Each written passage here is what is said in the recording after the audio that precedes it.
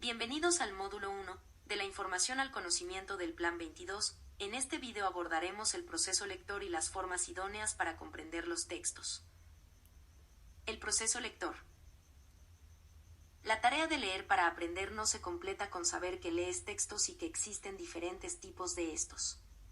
Es importante que también reflexiones sobre cómo lees para comprender de manera eficiente. De acuerdo a los autores de Estrategias para enseñar a aprender, el sujeto lector primero reconoce las palabras, luego la estructura de las frases y oraciones, y finalmente el párrafo.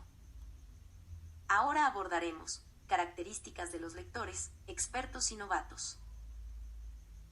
Hasta ahora sabes que eres un sujeto lector que mueve diversos saberes para enfrentarse a un texto.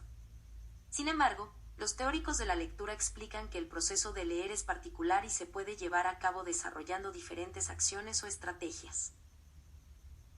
Los lectores expertos establecen un propósito u objetivo de su lectura y entienden que hay varios posibles propósitos u objetivos para llevarla a cabo.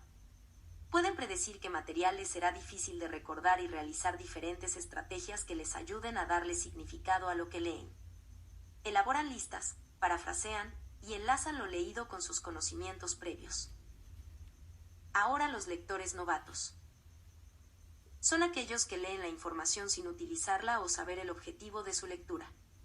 Pierden la concentración porque leen sin sentido y sin reactivar la atención. Leen sin entender que la lectura de un texto tiene propósitos diferentes y que se requieren habilidades y estrategias particulares para cada propósito. El paso siguiente es identificar los modos de leer. Saber leer significa identificar las ideas básicas, captar los detalles más relevantes y emitir un juicio crítico sobre todo aquello que se va leyendo. Los teóricos de la lectura sostienen que un lector modelo suele empezar su proceso lector con la revisión superficial del texto y luego usa esta información para construir predicciones e hipótesis que finalmente se convierten en su propósito de lectura.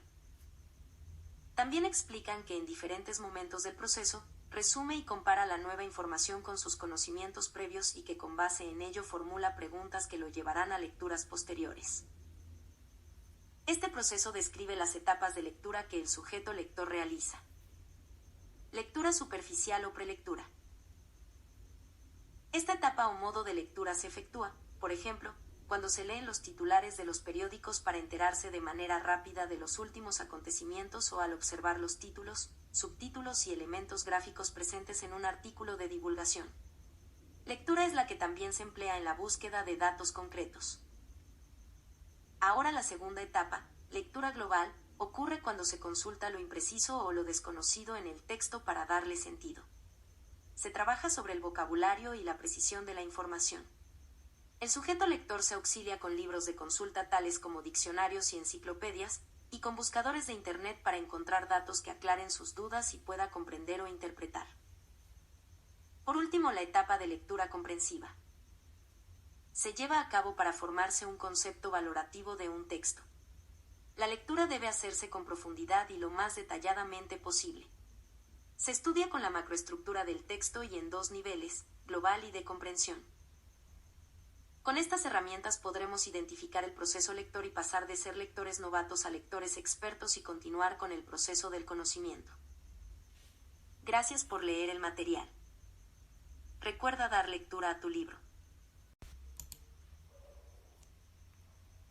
Bienvenidos al módulo 1